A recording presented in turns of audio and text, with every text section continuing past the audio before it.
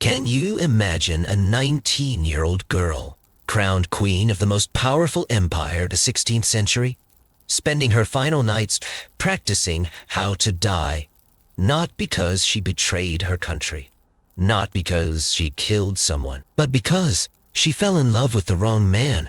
Catherine Howard, the fifth wife of King Henry VIII, was once celebrated for her beauty and youth at the Tudor court. Yet, just 18 months after her coronation, she was stripped of her crown, interrogated like a criminal, and executed, all in dead silence from Parliament. But what really killed Catherine Howard? Was it adultery or a paranoid dynasty built on male power and control? I'm not telling this story as a historian, but as someone who studied 17 cases of women erased from history for the same crime, daring to love, in a system that never gave them a choice. By the end of this video, you'll uncover the truth behind one of history's most tragic executions, rethink everything you knew about Henry VIII, and realize this wasn't just Catherine's fate, it's a pattern that still echoes today. Skip this, and you'll miss the moment Catherine chose how she'd meet the axe, and why that choice still matters. Her name was Catherine Howard. Her crown was still warm when it was stripped from her head. Her life snuffed out not by accident, nor illness, but by a carefully inked royal decree and a sword's polished edge. She was the fifth wife of King Henry VIII, and her reign lasted less than a year and a half. In that brief flicker of time, she was called Rose without a thorn. But roses wilt, thorns draw blood, and Catherine's blood would spill in the very courtyard where queens before her had begged the heavens for mercy. What kind of crime demands death from a girl so young, so vibrant, her laugh still echoing in the corridors of court? Was it treason? Sedition? No, her crime was loving the wrong man, or perhaps merely being seen in the wrong company. But that's not the whole story. No, her real offense was stepping into the path of a machine, a brutal, grinding apparatus of Tudor power, where innocence was currency, and women like Catherine were bartered, betrothed, and discarded with chilling efficiency. Her downfall was as swift as it was calculated. One day the jewel of the court, the next, a criminal in silks, rehearsing how to die with dignity while the echo of courtly music still hung in her ears. The Tudor court was not a palace of dreams. It was a labyrinth of ambition, a game where the pieces were human and the stakes were life itself. Behind the tapestries and beneath the jewels lay a darkness that did not sleep. Henry VIII, a king now well into his 40s, was no longer the handsome warrior prince of his youth. The man who had once written poetry and danced through court now shuffled through his halls in pain, his leg ulcerated and foul-smelling, his temper unpredictable, his paranoia sharpened like the axe that awaited those who crossed him. England was at a turning point. Torn from the Catholic Church, monasteries pillaged, the religious foundation of the realm cracked. The court became a theater of survival, where every smile could mask a plot and every ally was a dagger in waiting. Into this comes Catherine Howard, born around 1523 to one of England's most powerful noble families, the Howards. Her lineage was noble, yes, but her future was not gilded. Orphaned young, shuffled between relatives, she was eventually placed in the care of her step-grandmother, the Dowager Duchess of Norfolk. In theory, the Dowager's household should have been a sanctuary, a place of learning, piety, and preparation for life at court.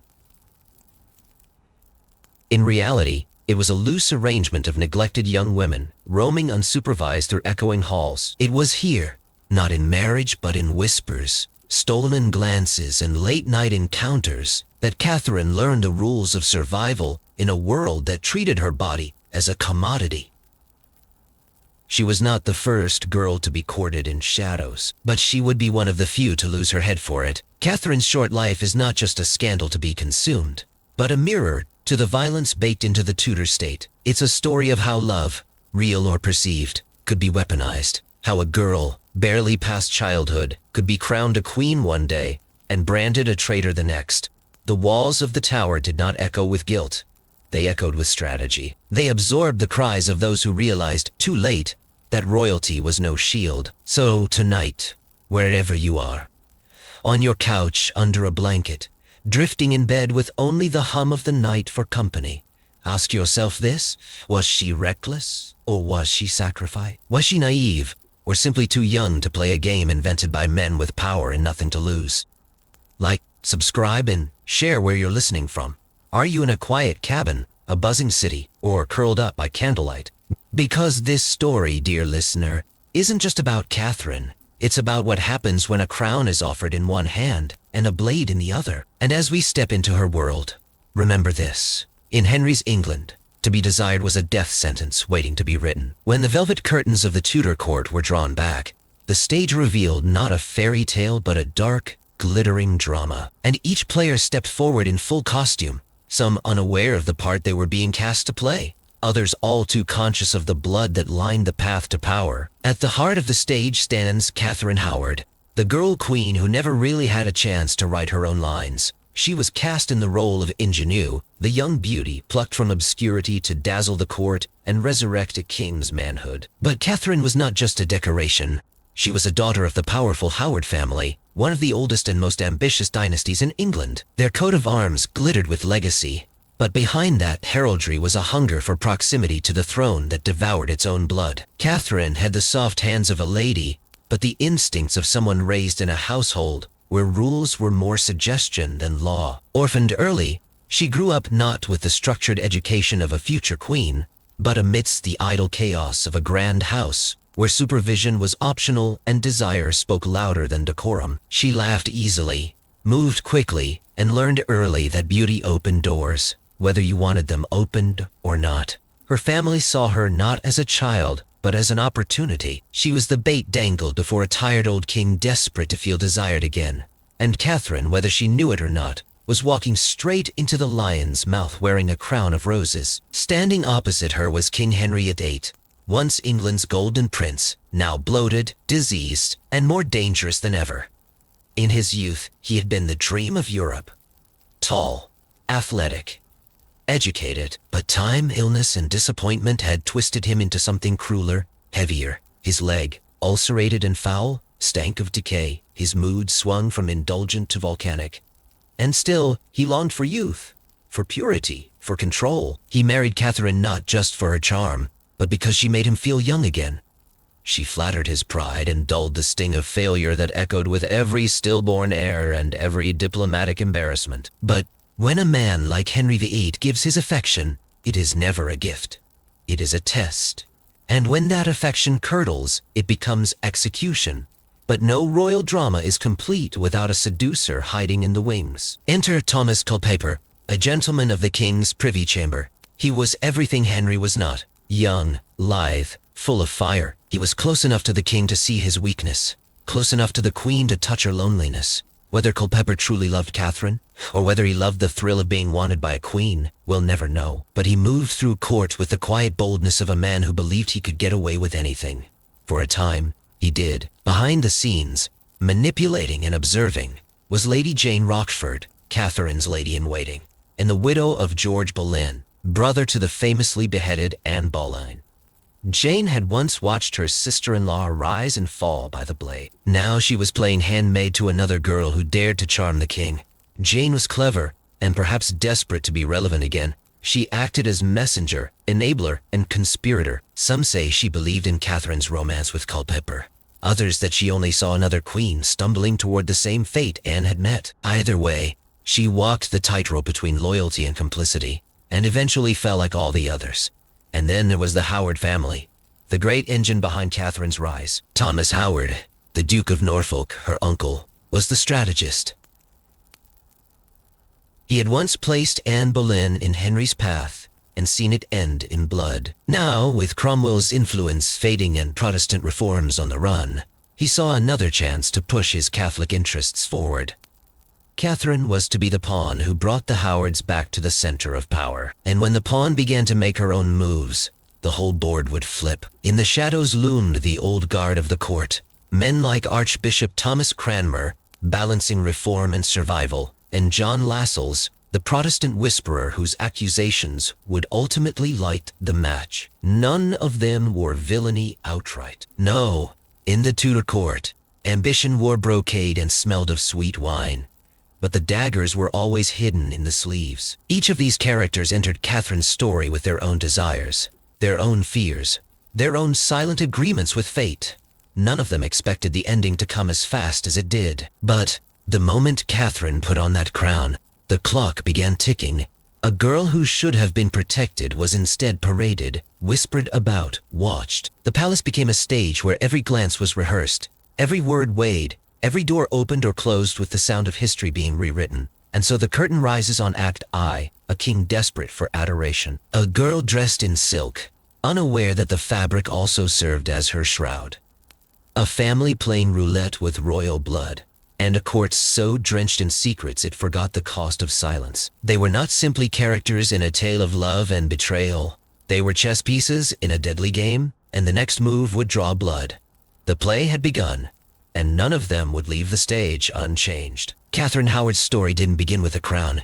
It began in a house where doors were always ajar, and supervision was a distant rumor. In the grand halls of the Dowager Duchess of Norfolk, where girls of noble blood were meant to be shaped into ladies of court, Catherine was instead left to grow wild in the shadows. The Duchess, old and indifferent, preferred her own chambers, and turned a blind eye to the hushed laughter and creaking floorboards of young women, learning the rules of seduction far earlier than any of them understood the stakes. Catherine was one of them, bright-eyed, curious, and completely unguarded.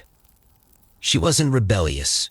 She simply had no idea what protection looked like. At 13, she fell under the gaze of her music tutor, Henry Manox, who offered attention that felt like romance and lessons that ventured far beyond melody and measure. To him, she was a pretty girl in an open room. To her, he was just the first person who looked at her like she mattered. What happened between them would later be called depravity, but in truth, it was something more mundane and far sadder. A young girl manipulated by someone who should have known better. The pattern would repeat. Manox faded, and into that vacuum stepped Francis Dereham, a more serious man, bolder, louder, and far more intent on possession. Catherine, still barely into her teens, called him husband in whispered jokes. They exchanged trinkets, promises, words that in another context might have made them legally bound. Dereham was not a stranger to desire. He knew exactly what he wanted, and Catherine, taught nothing of caution and too much of charm, was easy prey. Their relationship, hidden among sheets and between stairwells, would later become evidence, not of youthful misjudgment, but of criminal deceit. What Catherine didn't know, what none of the girls in that household truly grasped, was that their bodies weren't just theirs. They were political assets, weapons, vulnerabilities. By the time she reached court, Catherine was not experienced in the way her family assumed. She was practiced, yes, in flirtation, in smiling with intent, in navigating spaces where men expected warmth, but not too much, charm but not resistance. But she didn't understand the rules of power, of how intimacy and survival twisted together like ivy on stone. When she was appointed a lady-in-waiting to Anne of Cleves, the king's unfortunate fourth wife, the Howard family barely hid their agenda. Anne was a political embarrassment, a German princess whose marriage to Henry had collapsed before it began. The king, famously disgusted by her appearance, comparing her to a Flanders mare, was already looking for a way out. And then he saw Catherine, 17, glowing, vibrant. Catherine moved like someone who'd never been punished for drawing attention. She made the old king feel something he hadn't felt in years. Wanted. She laughed when he spoke, listened when he ranted, and more importantly, never recoiled from his grotesque leg or his foul breath. To her, he was the king, and she had been raised to believe that obedience was survival. To him, she was a miracle, a virgin goddess in human form who could redeem his manhood and restore his court's vitality. Henry began visiting her chambers under the flimsy excuse of courtly courtesy. She was coached on how to receive him, grateful, flattered, demure. She played the role, not fully understanding it was more than a game. By summer 1540, Anne of Cleves was gone, her marriage annulled with the grace of a contract nullified on a technicality. Catherine took her place almost immediately, married to a man nearly 3 decades her senior, crowned not long after. In the eyes of the court, it was a dazzling success, a Howard girl on the throne. But behind the golden gowns, cracks were forming. Henry was elated. He gave her jewels, many of them recycled from his former wives, as if the crown came with a second-hand dowry. Catherine, for a time, played the part well. She smiled for the people, curtsied for the nobles, petitioned mercy for minor prisoners. She reveled in her new life, but never quite forgot the fear that trailed behind every closed door. She also didn't forget Dereham. When she arrived at court, Francis Dereham had already followed her, expecting that his past intimacy entitled him to something in her present. Catherine, now a queen, was no longer in a position to entertain lovers, former or otherwise. But cutting ties in court wasn't simple. Dereham, embittered and foolish, sought a role in her household. She relented, perhaps out of guilt, perhaps out of fear. But that single act of misplaced mercy would become the first thread pulled in the unraveling of everything. Whispers began. Of letters, of looks, of names shared in jest. But in the Tudor court, gossip was oxygen and poison in equal measure. It circulated quickly, invisibly, until it found its mark. Meanwhile, the king's health deteriorated. His moods darkened. He had not grown gentler with age or affection. He had become more suspicious, more volatile. Catherine, still without child, was now under a new kind of scrutiny. Whispers turned into quiet investigations. Her enemies waited. Her allies kept their mouths shut. And then Thomas Culpeper entered her orbit, a flame too bright for a girl who'd spent her life fearing darkness but longing for warmth. What began as fleeting eye contact turned into a shared language, the queen and the groom. The girl and the flame. But the stage had already been set, and the trap, crafted years ago in a grand house full of unlocked doors, was about to snap shut. They just hadn't heard it click. Not yet. Not quite. Not until it was too late. At first, it was nothing more than a glance. A lingering look passed between the Queen of England and a man who was not her king. Thomas Culpeper wasn't just another courtier. He was young, dangerously handsome, and possessed of a rare ability to make Catherine feel like she wasn't wearing a crown, but simply standing there as a woman, unadorned and real. That feeling, that illusion of ordinary desire, was more intoxicating than any perfume she had ever worn. Because in the golden cage of court, love wasn't just forbidden, it was fatal. The court around them was a theater of masks. Everyone smiled, bowed, and played their parts with rehearsed precision. But behind every smile was a spy, and behind every curtain was a listener. Henry's court was no longer a place of celebration. It had become a labyrinth of surveillance, where even private conversations could be turned into treason by morning. And yet, in this pressure cooker of secrets and eyes, Catherine and Culpeper began to play with fire. Their exchanges were first laced with innuendo, wrapped in courtly pleasantries. But behind the polite words lay pulses quickened by something far more dangerous, hope. They weren't alone. Every queen needed a lady-in-waiting, and for Catherine, that meant Jane Boleyn, Lady Rochford. Jane had survived one queen's fall already, her sister-in-law Anne, who had lost her head in this very same court. Perhaps Jane saw in Catherine a chance to rewrite that history, or perhaps she simply couldn't resist the temptation of being close to scandal again. Either way, Jane became more than a bystander. She became the enabler. It was she who stood guard during secret meetings. She who passed along letters written in Catherine's own delicate hand. And when questioned later, she would claim it was love, or madness, or both. These weren't meetings in dark alleyways or wind-swept fields. No, their rendezvous happened in the Queen's own chambers, sometimes during royal progress, sometimes just beyond the edges of a feast. Places draped in velvet, lit by candlelight, and watched by no fewer than a dozen pairs of eyes pretending not to see. Culpeper, bold and increasingly reckless, used his position in the king's inner circle to move freely. He was the king's man, which gave him the kind of access most lovers only dreamt of. And Catherine, young and aimed for something real, let herself believe she could balance both lives, the adored queen and the secret beloved. But the walls of Hampton Court had long memories, and even stone eventually whispers. It wasn't long before questions began to surface. Nothing overt, just rumors, casual mentions, raised eyebrows over the Queen's laughter when Culpeper passed by. Catherine, meanwhile, had other concerns. Her inability to conceive had become the quiet panic that stalked her every step. Henry, growing increasingly sick and sour, made less of an effort to disguise his frustration. The rot in his leg, the exhaustion in his eyes, it all translated into suspicion and rage that simmered just below the surface. With no child, no heir, and now whispers swirling like smoke, Catherine's position began to erode. Culpeper, perhaps sensing danger, began to pull back, but it was too late. The line had already been crossed, whether physically or only emotionally no longer mattered. The real betrayal was the illusion that Henry was not enough, that his young bride looked elsewhere, even in thought, was the ultimate insult to a man who had already killed for less. He wasn't motivated by morality or gossip, but politics. Lascelles saw an opportunity, not just to bring down Catherine, but to strike a blow at the Catholic-leaning Howard faction. He informed Archbishop Cranmer, a cautious but principled man caught between piety and survival.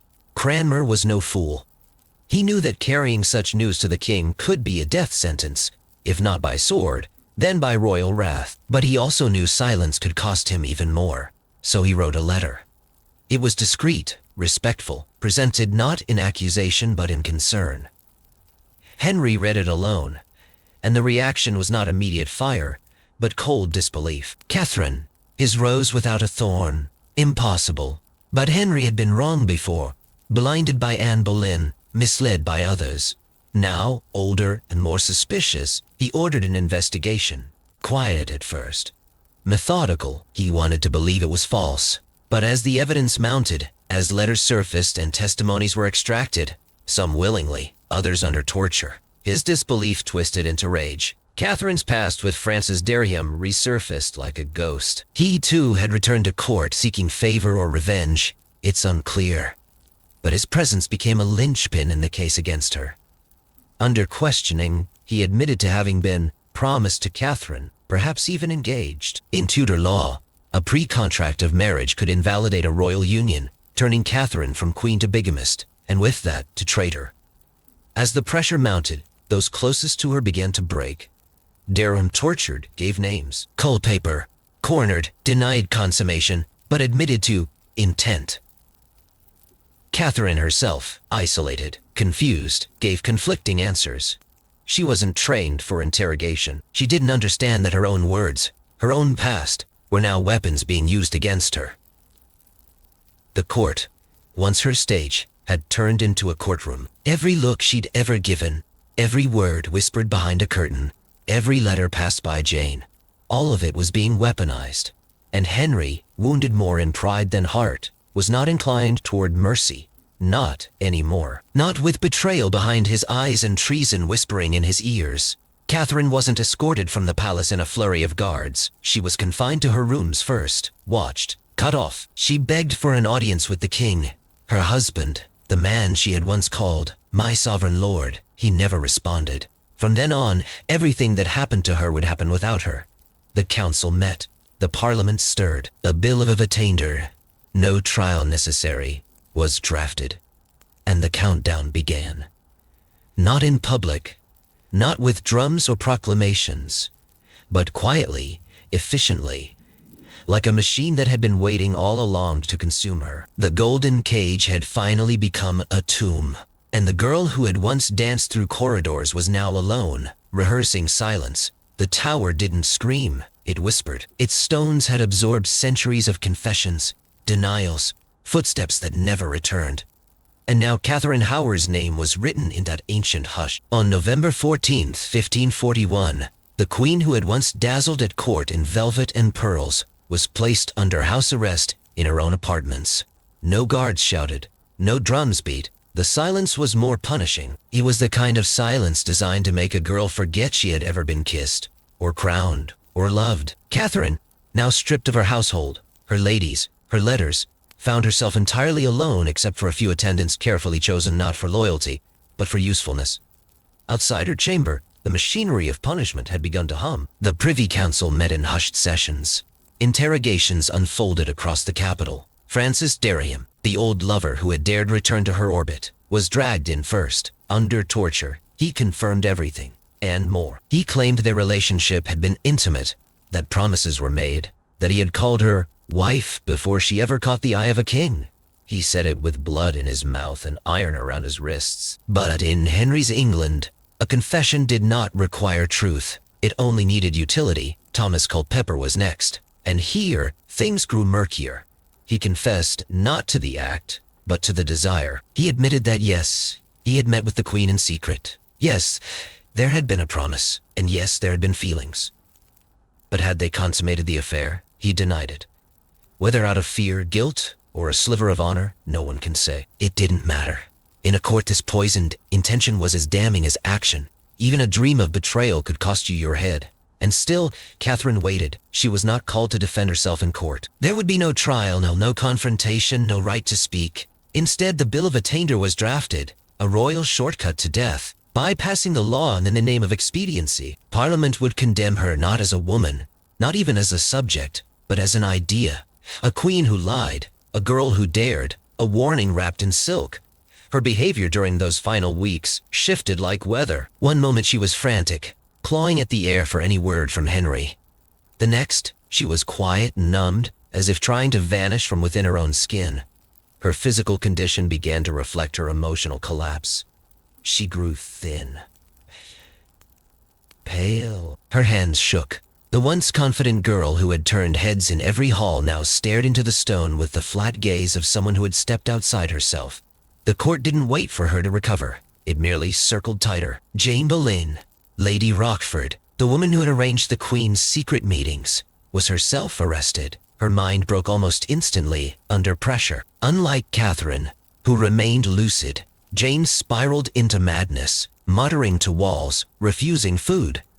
Under normal circumstances, English law prohibited the execution of the insane. But these were not normal circumstances. Parliament passed a special act just for her. Madness, they ruled, would no longer be protection from justice. In early February 1542, Catherine was transferred to the Tower of London. The very walls Anne Boleyn had once touched now welcomed another queen.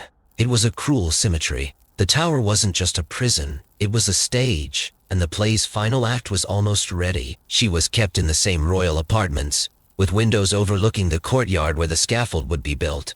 Her jailers were instructed to treat her with the dignity due to her rank. Even as they prepared her for death, she was allowed to pray, to eat, to breathe, but not to hope. It was during these final days that Catherine made her most chilling request. She asked that the executioner's block be brought into her chamber so that she could practice laying her head upon it. She wanted to die well, with grace, without panic. She rehearsed her death like a performance, one last moment of agency in a life that had been largely choreographed by others. The block was brought.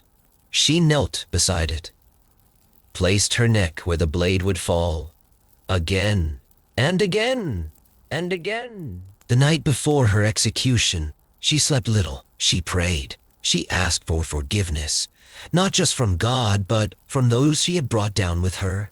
She spoke of her ladies, asked that they be looked after. She whispered the names of her childhood friends like spells against the dark. When morning came, she dressed herself with care. Black velvet, a simple hood, no jewels, nothing to catch the sun. At dawn on February 13th, she was led out into the cold air. The scaffold stood inside the tower walls, away from the eyes of the London mob.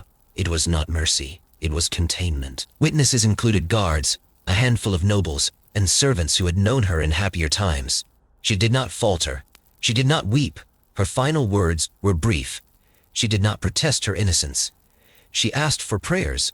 She forgave her enemies. She said she died the Queen of England. Then she knelt, placed her chin on the block, exactly as she had practiced. The French executioner was swift. One stroke. Afterward, her body was wrapped and buried without ceremony in the chapel of St. Peter ad Vincula, not far from Anne Boleyn. 2 queens. 1 man. No markers. Hours later, Jane Boleyn followed, the woman who had helped bring Anne down, who had helped arrange Catherine's liaisons, who had tried to survive every reign, met her end with no crowd, no grace, no final words. Back at court, Henry did not attend prayers. He did not mourn publicly. He claimed to be betrayed. He had her name scratched from records, her portraits taken down, her memory excised as if it had never mattered. But those who had seen her final days remembered not the scandal, not the sin, but the silence. The way she walked, the way she knelt, the way she practiced dying, not out of guilt, but out of the terrifying knowledge that no one else would speak for her once her voice was gone. That was the end of Catherine Howard, child bride, queen ghost. But the story wasn't over. Not really. because even in death she had become something more powerful than she had ever been in life. A warning, a mirror, a question left unanswered, and the echoes of her final rehearsals still tremble in the stones of the tower, waiting to be heard. In Henry's court, death didn't always arrive with the sound of galloping horses or the thunder of royal decree. Sometimes it came in the form of a quiet signature on a scroll, passed between trembling hands and sealed with wax. It came dressed as routine, disguised as justice. For Catherine Howard, the final twist in her story wasn't the execution. It was what followed, what lingered, what festered long after her body was buried and the crowd dispersed. Because what happened next wasn't just a royal reaction. It was a reckoning, an unraveling that revealed the sheer rot beneath the velvet surface of the Tudor world. Her death was meant to close a chapter, but instead, it opened a floodgate of fear. The entire Howard family, once flushed with pride at having placed a daughter on the throne, found themselves trembling before the same king they had served. Her uncle, Thomas Howard, the Duke of Norfolk, one of the most powerful men in England, was arrested. He had survived politics more treacherous than most seas, but now he found himself abandoned by the same crown he had spent decades propping up. Evidence was gathered, papers seized. His own son, Henry Howard, the Earl of Surrey, was caught in the rising tide of suspicion. The message was loud, if not spoken. No one was untouchable. Bloodlines would not save you. Legacy could be unmade with a single royal breath. Thomas Howard was sentenced to die. The axe was sharpened, the execution block readied, but on the night before his scheduled beheading, Henry VIII himself died in his bed. The same man who had ordered Catherine's death, who had thundered about treason and sin and betrayal, died quietly, slipping into the dark just hours before another head would have rolled. Norfolk's life was spared by a heartbeat. The machinery of death paused. Too late for Catherine, but just in time for the architect of her rise. But what was left behind was even more chilling. Parliament, not content with Catherine's silence, drafted new laws in the wake of her death. It was now a crime, an act of treason, for any woman to marry the king without first confessing her entire sexual history. Not just infidelity, not just adultery, but history. Everything. What had once been whispers behind bedroom doors was now legislated into law. The private was now political. Intimacy was now treasonous. And young women, no matter how noble or naive, would carry that weight on their shoulders for generations. Catherine's fall didn't just reshape the court, it reshaped religion. The Howards had been a powerful Catholic faction, and her marriage to Henry had promised a return to old traditions. Her disgrace, however, handed a gift to the Protestant reformers. With her gone, and the Howards weakened, the reformers surged forward. Catherine had been a symbol of a potential Catholic revival.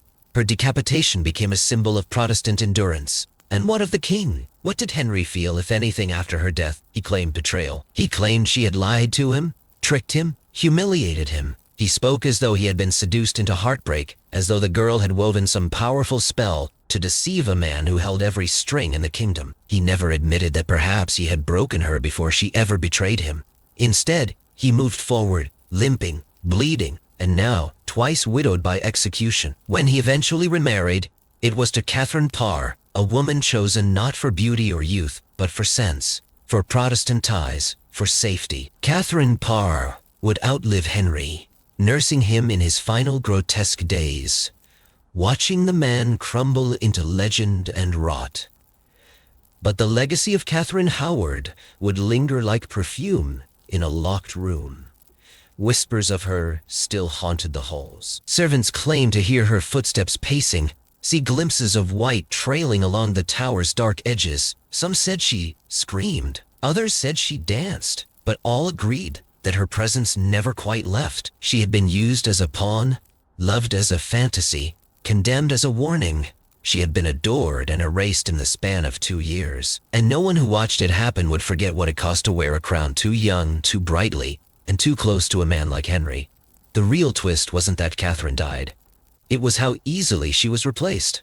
Forgotten, transformed from queen to criminal in the space of a rumor. The court continued. The politics marched on. But the girls who came after her, those presented to powerful men, dressed in borrowed pearls and taught to smile just enough, they remembered. They learned to step more carefully, to trust less, to hide better.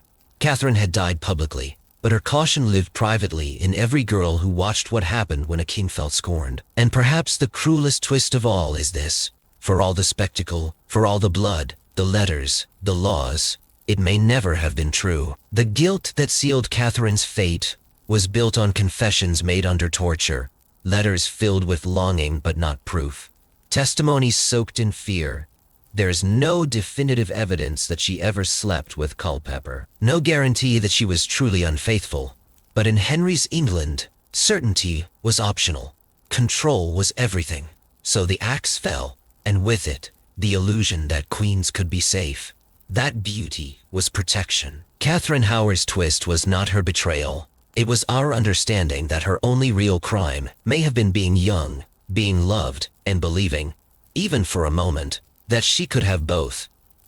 Catherine Howard never had the luxury of time, not in life, and certainly not in history. But what she lacked in years, she carved in memory. And what remains, long after the velvet hem of her gown disappeared into legend, is a lesson draped not in bitterness, but in brutal clarity. In the silence following her death, something strange happened. The Tudor court did what it always did. It dressed up grief in politics and moved on. Yet Catherine refused to be forgotten. Not by the people, not by the women who followed, and not by the stones that remembered her name, even when the records tried to erase it. There's something hauntingly modern about her story. A young woman held accountable for her past in a room full of men with far more dangerous secrets. A girl asked to be perfect in a world designed to consume her the moment she slipped. A love judged not by its sincerity, but by its inconvenience to power. Her fall wasn't a shock. It was an inevitability, engineered from the moment she entered the palace. It's easy to view her as reckless, or foolish, or naive. But maybe the truth is harder.